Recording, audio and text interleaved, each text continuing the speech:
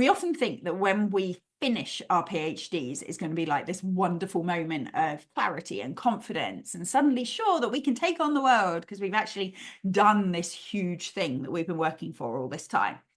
And the reality is the other side of thesis submission, the other side of your Viva, you're still the same person. You might be pleased, you might be happy that you've done this, you might be proud of yourself to some extent, but we then start to worry about other things. We start to worry about what we're doing next, whether we're well set to get a job, either within academia or beyond. And I see this in my members. So some of my members have actually stayed on post PhD for me to support them in that kind of postdoctoral period.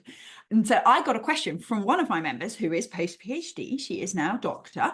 And she was asking, how does she apply all this stuff when she's trying to write up papers so that she can apply for jobs? She wants to be an academic. She doesn't think her CV is quite ready for that yet. And so instead of getting a job at the moment, she's using this time to try and improve her publications. And what she's finding is that without that kind of external accountability, without deadlines set by other people, she's really struggling to get on and complete that piece of work. She's finding herself setting targets and then when the day comes to work on it, talking herself back out of it again. And we've all been there, right? I want you to think about the last time that happened for you. I think it's really, really common, especially in anything where you're trying to work independently. I have a few tips for this. The first is to really think about what sort of boss you want to be to yourself. So some of you may be familiar with my Be Your Own Best Boss course. There we really talk about how to provide yourself with the support and structure that you need to succeed. So in this sort of a situation where you're trying to work even more independently than you were during your PhD, I would really take some time to sit down and say, okay, what do I want this to look like? And how can I try and set it up for myself in a way that feels good, makes me want to do this, makes me want to live these days, rather than filling it full of, I should be doing this, but I don't want to. So spending a little bit of time in boss mode, just kind of planning how to make this work, is really useful. Sometimes this is around time blocking and deciding in advance exactly when you're going to work, but a lot of it is about self-talk. If you're spending your time telling yourself that you should have done this before, you should be further along by now, it just becomes this painful thing that nobody actually wants to do. So we get to decide when we work, what we work on, and how we speak to ourselves about that work. Now, whenever we're trying to motivate ourselves, people tell me they want more motivation so they'll get on with things. And I like to say two things. One is one of the best things you can do in the world is learn to work when you're not motivated. And that is that you choose to work because that's what you said you'd do and no other reason. That you don't need to want to, you don't need to feel like it, you don't need to have deadlines. You're just doing it because you said you would. And trying to cultivate a sense that I'm doing this because I wrote it in my diary and I want to be someone who does what she said in her diary can really, really help. We don't want to be kind of pressuring ourselves and kicking ourselves to do it, but just reminding yourself, I'm someone who does what they said they'd do, can really, really help in this situation. The other thing is we can try and increase the motivation, right? And what people often do is they either remind themselves of the big picture, I'm doing this because I want to get a job or whatever, or they promise themselves some sort of reward immediately after it. Now, I've talked about this in a past episode, but what I would encourage instead is aiming for proximal intrinsic motivation. So what do I mean by that?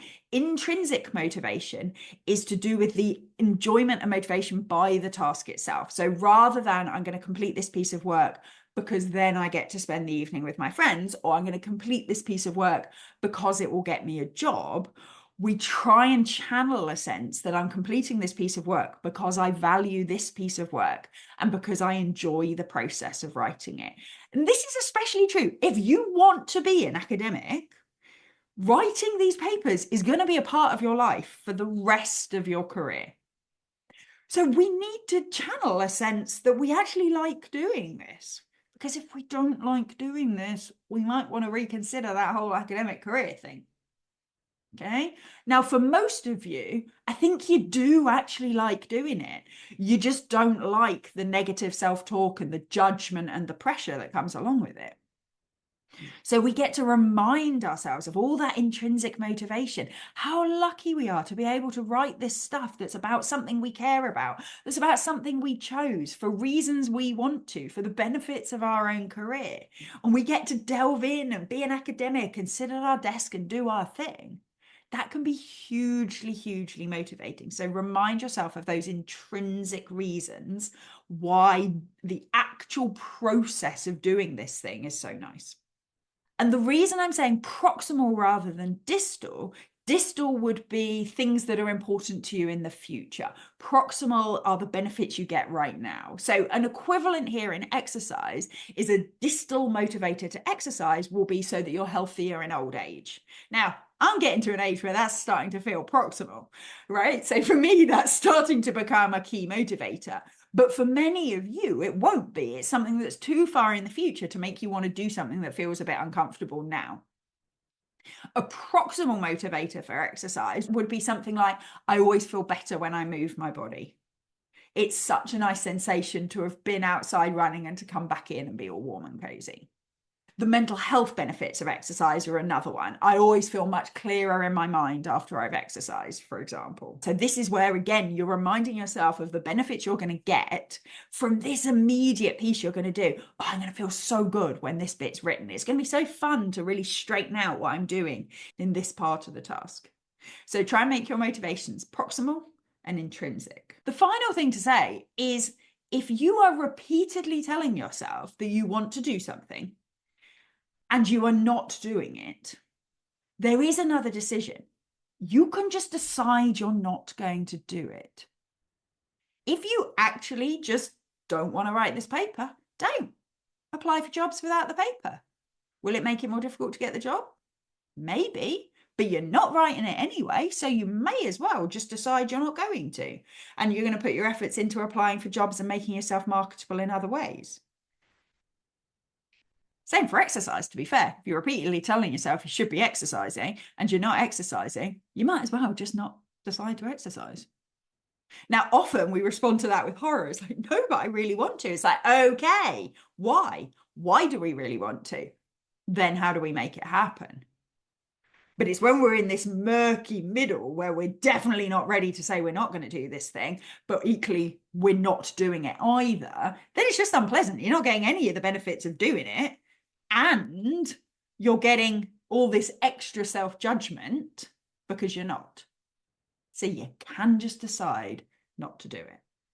If you decide to do it, be your own best boss.